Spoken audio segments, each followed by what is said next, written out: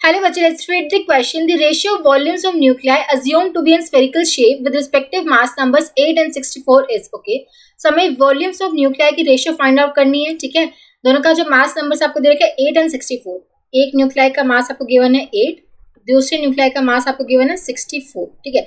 अब देखो volume of nuclei हम कैसे लिखते हैं, 4/3 पाई आर क्यूब, ठीक है. स्फेरिकल शेप में अज्यूम किया हमने, तो वॉल्यूम क्या हो जाएगी 4/3 पाई आर क्यूब. तो V1/V2 हम लिख सकते हैं R1 cube divide by R2 cube, ठीक है. 4/3 पाई तो कांस्टेंट है, कैंसिल हो जाएगा, ठीक है. अब देखो तो V1/V2 क्या आ जाएगा, R1 cube divide by R2 cube. अब R1 कैसे लिखेंगे, फर्स्ट न्यूक्लियाई की जो रेडियस हो जाएगी that would be R0 A1 to the power 1/3, ठीक है. रेडियस ऑफ न्यूक्लियस हम ऐसे लिखते हैं ना, R0 A to the power 1/3. R0 हमारा कांस्टेंट होता है जिसकी वैल्यू क्या होती है 1.2 इंटू में 10⁻15 मीटर, ठीक है. सिमिलरली आपका R2 क्या हो जाएगा, R0 A2 1/3, ठीक है. तो यहाँ पे आप पुट कर दो, ठीक है.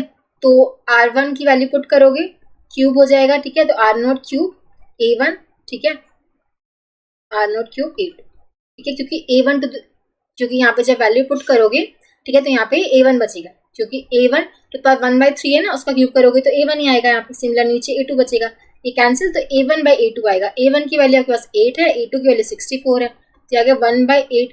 1/8 यानी कि आ गया 0.125. तो रेशियो क्या आ गया 0.125. Option C would be the correct choice.